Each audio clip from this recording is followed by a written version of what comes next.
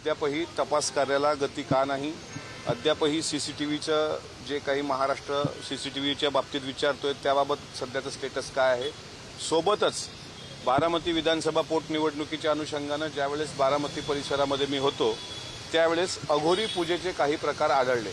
मी स्वतः अंधश्रद्धा निर्मूलन समितीचा एक कार्यकर्ता असल्यामुळे अशा थोतांडावर माझा विश्वास नसल्याचं मी अगोदरच दोन्ही अधिकाऱ्यांना सांगितलं. कारण ते पत्र वाचून त्यांना असं वाटलं की या अघोरी पूजेच्या संदर्भात म्हणजे नेमकं म्हणणं काय असं अशा संदर्भात मी त्यांना सांगितलं की हे अंधश्रद्धा निर्मूलन समितीचा मी सदस्य आहे. आम्ही शिवशाहू फुले आंबेडकर विचार मांडणारी लोक आहोत. पण अजितदादांच्या विमान अपघाताच्या 3 महिन्यापूर्वीपासून जे काही प्रकार घडले त्यामध्ये काही भोंदूबाबा खरातच्या आश्रमात घडलेले प्रकार, त्यानंतर गोजूबावीच्या परिसरात घडलेले प्रकार, दादांचा काटेवाडीच्या बंगल्याच्या मागच्या साईडला घडलेले प्रकार आणि या सगळ्या प्रकाराच्या अनुषंगानं मी एक पत्र दिलंय की अजितदादांच्या विमान अपघाताच्या अनुषंगाने अघोरी पूजेचा संदर्भ हा कॅप्टन अशोक खरात भोंदूबाबा जो आहे त्याच्या आश्रमाशी संबंधित आहे का याबाबत चौकशी झाली पाहिजे. त्यांनी तात्काळ तसे निर्देश पण दिले. SIT प्रमुखांना निर्देश दिले.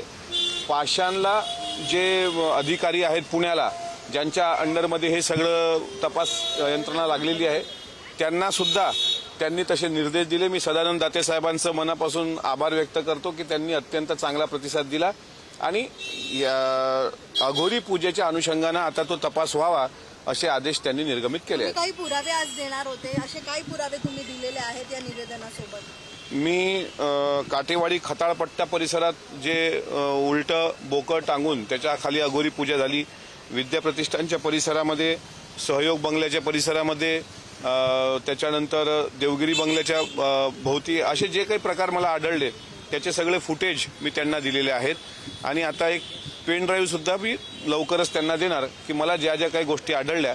फक्त विनंती अशी राहील की तपास करायला आणखी गती यावी, महाराष्ट्राच्या समोर सत्य यावं आणि जर हा अपघात असेल तर तो अपघातच आणि जर तो घातपात असेल आणि त्याच्या मागे जर खरात प्रकरण असेल तर त्या अनुषंगानं त्याची चौकशी व्हावी. पण मग या अघोरी पूजा संदर्भात त्यांनी जरी आदेश निर्गमित केले असले तरी समिती एक स्पेशल गठीत करण्यासंदर्भात देखील तुम्ही आग्रही राहणार? नाही, SIT प्रमुख ज्या सातपुते मॅडम आहेत त्यांना आम्ही हेच सांगितलं का तपास यंत्रणा तुमच्या अध्यक्षतेखाली आहे आणि खरात हा तुम्हीच अटक केलेला आहे म्हणून त्याची चौकशी करताना तुमचे कोणते भक्त बारामतीमध्ये होते का, त्यांनी हे सगळं घडून आणलंय का? कारण बाहेरच्या लोकांची हिंमत नाही आहे बारामतीमध्ये जाऊन अघोरी पूजा करण्याची. त्यामुळे बारामतीतली काही लोक त्याला सहकार्य करत होती का ह्या अनुषंगानं तपास झाला पाहिजे. आता याच्यामध्ये जर एका महिन्यात फारसा सकारात्मक प्रतिसाद मिळाला नाही तर मग माझं पुढचं पाऊल हे मी त्यावेळेस सांगणार.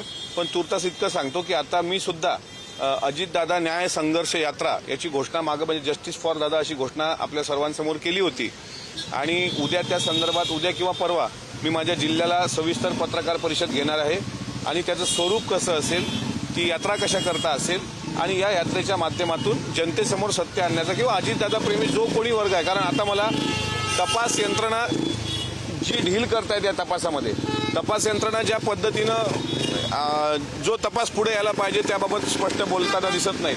त्यामुळे आता लोकांमध्ये जाऊनच हा लढावा लागेल असं चित्र मला दिसतंय.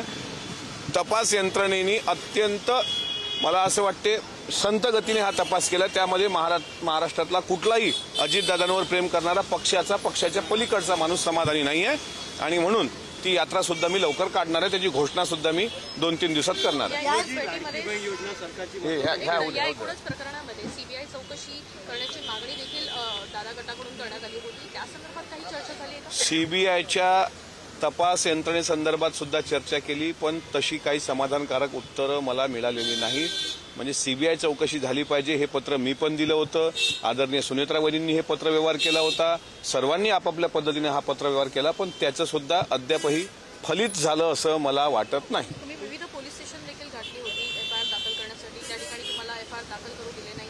या संदर्भात गोष्टी ज्या आहेत त्या दाते सरांसमोर नाही, दाते सरांसमोर आणि सातपुते मॅडम समोर मी फक्त अघोरी पूजेच्या अनुषंगाने जो खरात बाबा तुम्ही अटक केलाय त्याच्या भक्त संप्रदाय याच्या मागे कारणीभूत आहे का याची चौकशी करण्यासंदर्भातच आजची भेट घेतलेली आहे. जे लिंक्स होते खरात प्रकरणामध्ये त्यामध्ये प्रतिभा चाकणकर यांची ईडीनं काल परवा जी आहे चौकशी केलेली आहे आणि या सगळ्याच 6 ते 8 तासांची ही चौकशी झाली एक दिवशी.